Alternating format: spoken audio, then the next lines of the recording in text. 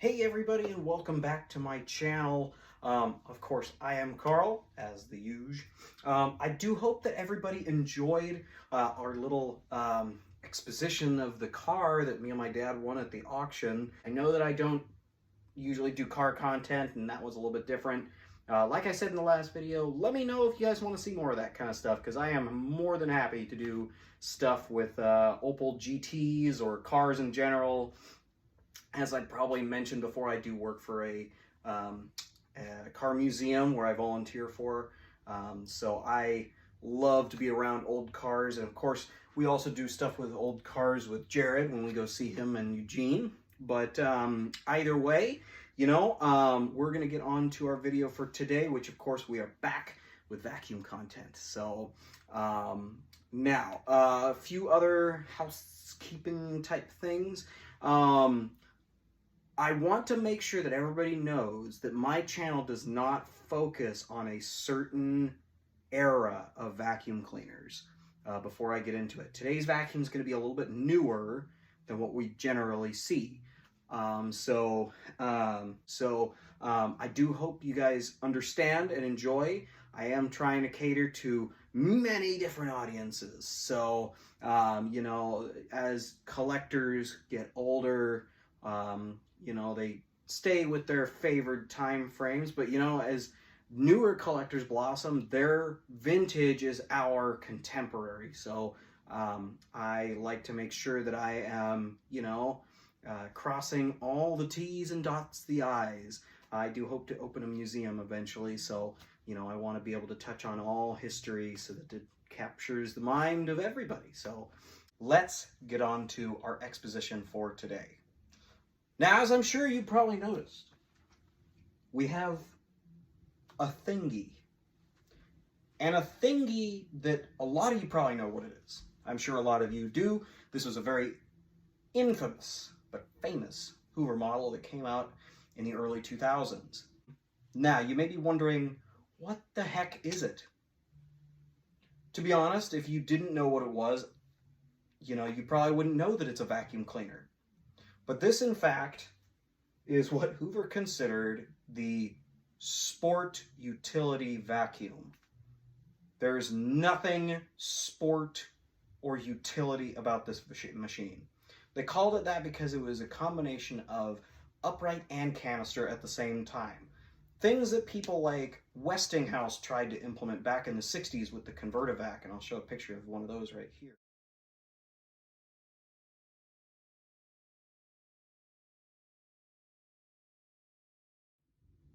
Now, the ConvertiVac we will be talking about in a video coming up. I do have one of those on my collection. But essentially, the thought process was turn a canister into an upright, whereas this was turn it upright into a canister. These were made to compete with Kirby, who is famous for having an upright vacuum that you could easily take the handle off, attach a hose, and you had a canister. This was different in that case because they wanted it to be the most seamless changeover that you could possibly find. So, I will quickly demonstrate how this vacuum gets set up. How you would do it, and I'm going to zoom in right here on this little ring.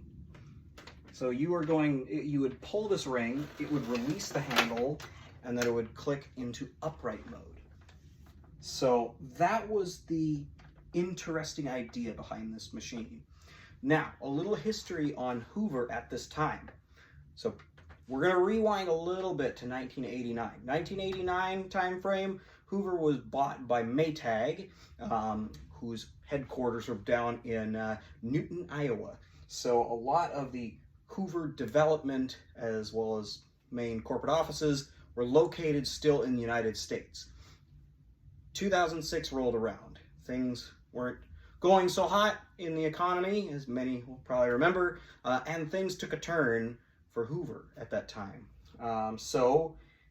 In the absence of funds, Hoover ended up selling the company to TTI China. TTI China makes a world of appliances and things, and they wanted to make Hoover their vacuum brand, essentially. Leaving all, Hoover representation on but, you know, it would lack being an American company anymore. So this technically is the last Hoover that was made in the United States. People will argue that they were constructed in Mexico, which they did have a factory in Mexico, but most people will consider this the last US-made Hoover because it was still developed here in the United States. Now, after that, that would prove to be a problem for this. This is the model Z700. The Z series machines came out, like I said, in 2006, and then they sold through the 2006-2007 time frame at their top dollar selling point, and then started to creep down to, you know, lower increments at different wholesale retailers. These began sale in places like Sears.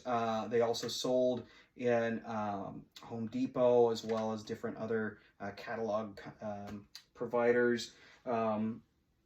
These originally retailed at a price I'm not 100% sure, because I've been trying to find the ads for these, but they're not a lot, just because they were only around for a couple of years.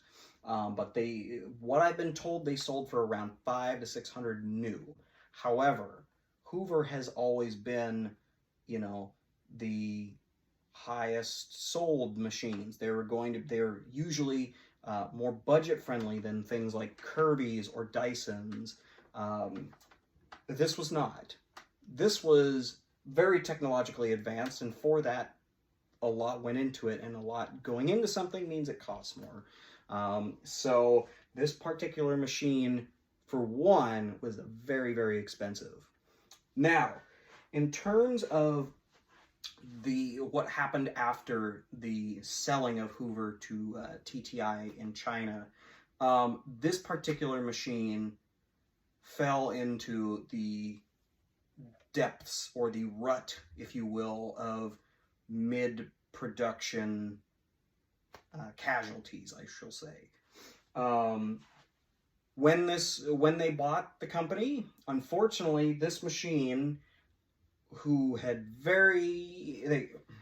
unfortunately, this machine had not been on the shelves very long, but parts became completely unfindable. You know, instead of honoring, you know, the product and keeping, you know, a shelf full of parts for these machines and vacuum shops and various retailers,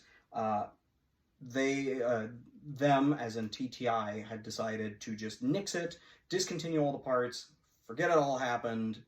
You know, to those that have them, sucks. If it breaks, just throw it away, which a lot of people felt betrayed by the company. Even if you read the comments on, and thankfully this is a new enough machine that we can trace this kind of stuff, but if you read the comments, because these were also sold on Amazon, a lot of people were really hyped up because it was a piece of, you know, engineering marvel, and you know, you had this awesome machine, but when something like the filter gave way, they didn't have replacements for it. There was nobody as far as I found out, there were no replacement parts made for this machine, aside from belts and, you know, the disposables like that. Even the filter, which is a big deal on this particular machine, you would have to buy a whole other machine to get a brand new filter, which that's criminal for, you know, collectors like myself, because we want to be able to take care of our stuff. As far as what happened after, people have joked that these were used as a boat anchor because they weighed so much. A lot of people ended up throwing them away, even though they did spend so much money on them. A lot of people got really upset with Hoover, as well as other retailers, because they spent a good amount of money on them, and then retailers would sell them at lower prices to move the stock along so they could bring in new inventory. Now, with this particular machine, I'm not sure on what happened with it. I know it got bought at some point. It was used very hard, and then it lived outside for an amount of time. But either way, these machines are now getting extremely hard to find because the parts just aren't there to take care of them, and people don't want to deal with them, and it leaves this negative cloud there surrounding the machine. So so that's kind of where these things are at now. They're very hard to find.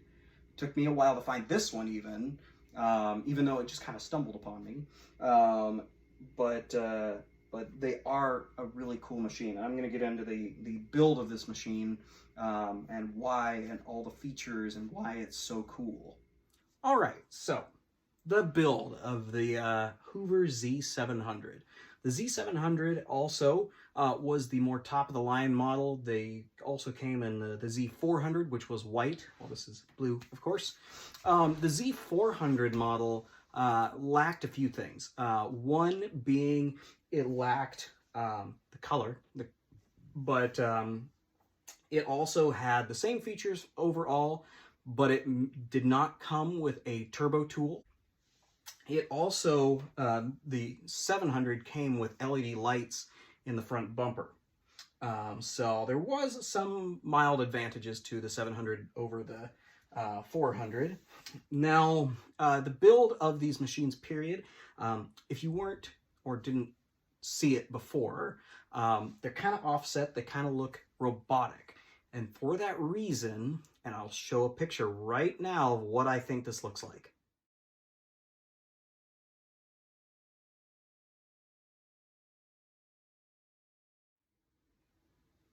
For those that don't know this particular character or this particular movie, it was Short Circuit, came out in the 1980s.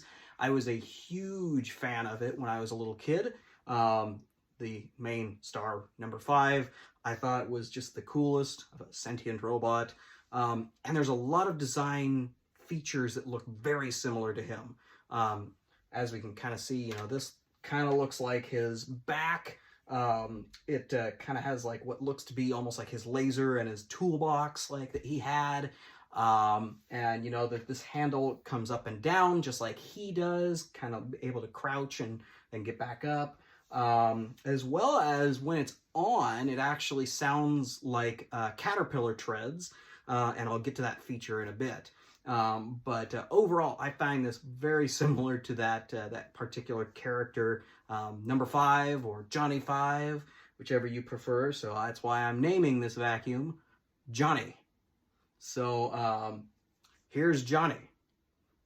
But anyways, so the design of this particular machine, as I just said, it's kind of an offset design, called the Z because, as you saw, when this goes into canister mode, it forms a Z shape, kind of. But either way, it is a very cool looking design, and in theory, it looks really awesome.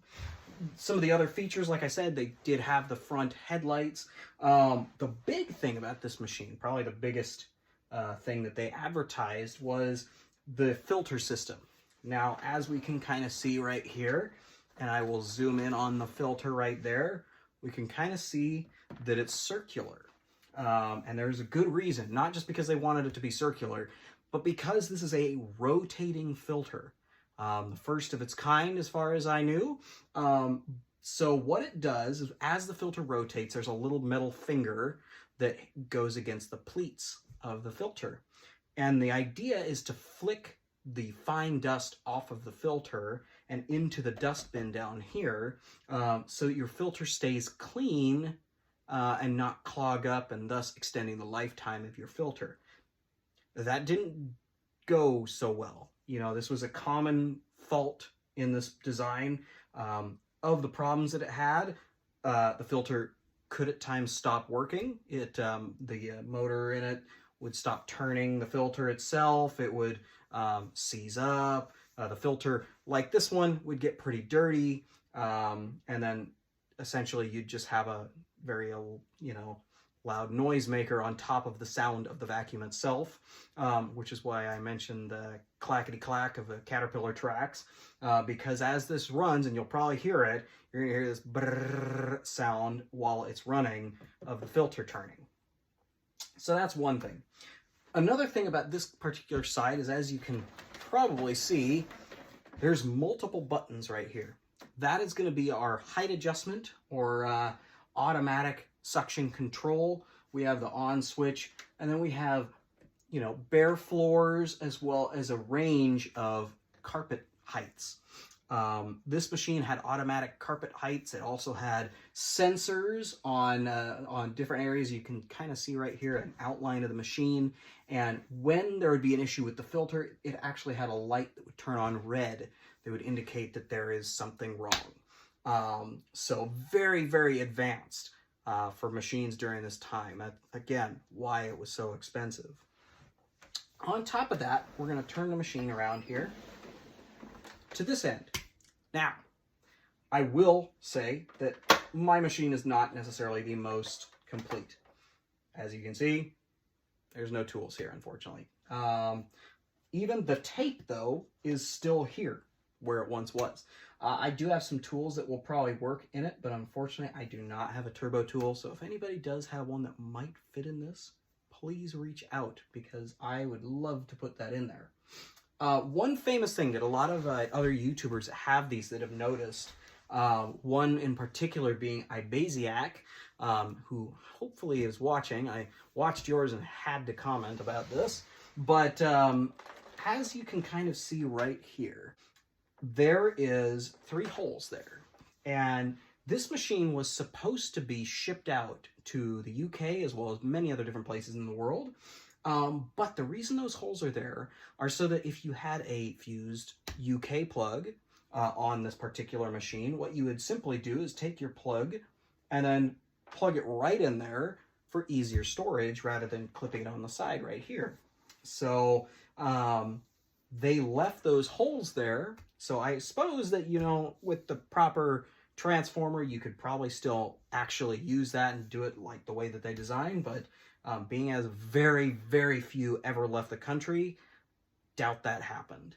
But instead of a cord winder, they do have these cord hooks. Now, it looks like they could have put in a cord winder in this machine, so they would have made it easier than this, but this machine being so heavy, it makes sense why they didn't. So, but that is the little tool case. Like I said, like number 5's toolbox right here.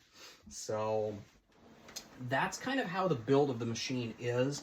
One other thing, of course, like I said, this does form into canister mode. So I'll just quickly demonstrate that. So you would undo this little switch right here, and then you'd simply just remove it. And there you go. You have your canister. So this would also be your extension one that you would connect your attachments to, so you could do assorted smaller jobs. But this was their quote-unquote compact canister. Oh, one quick thing. This is how you dumped it. You would take off this bin right here. That would come off. It had a screen that one needs to be replaced. But all the same, that would be how you change the trap, if you will. And then this would have been your carry handle, but I don't recommend it because it is so heavy. But that's how the design of the machine looks. Now, I will now get this into upright mode for our run demo, and we'll see how it performs.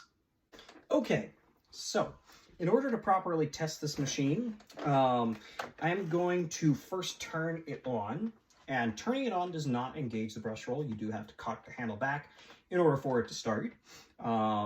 So I'm going to turn it on so you can hear that filter go. So I actually turn the machine just so you can kind of see it turning there.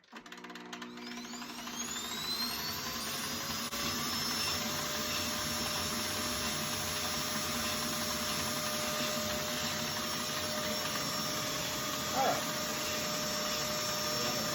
Headlights down there. Turning filter. Now we can get to the actual vacuuming portion.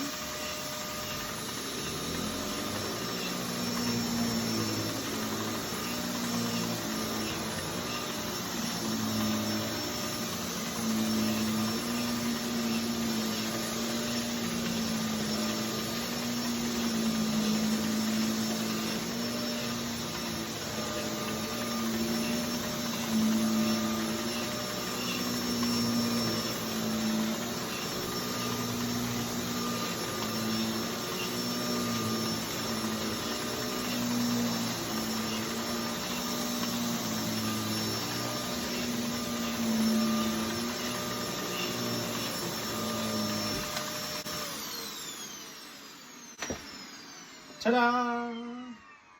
All right, everybody. Well, I hope you enjoyed our little video on the 2006 Hoover model Z700 or Windtunnel 2, as it was also called.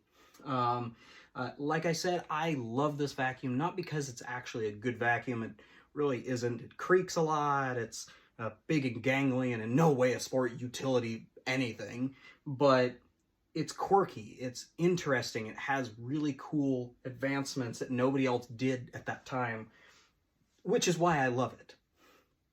Like other, well, flops of vacuum cleaners, they weren't as desirable and thus no one bought them, so they are now rare. So I absolutely love this thing. It is such a joy to have, and I'm so happy that I was able to find one local, because these things are heavy and shipping would have been a nightmare. But anyways, thank you all for watching. I, of course, very much appreciate it. Don't forget to like, comment, and subscribe, and we'll see you again next week.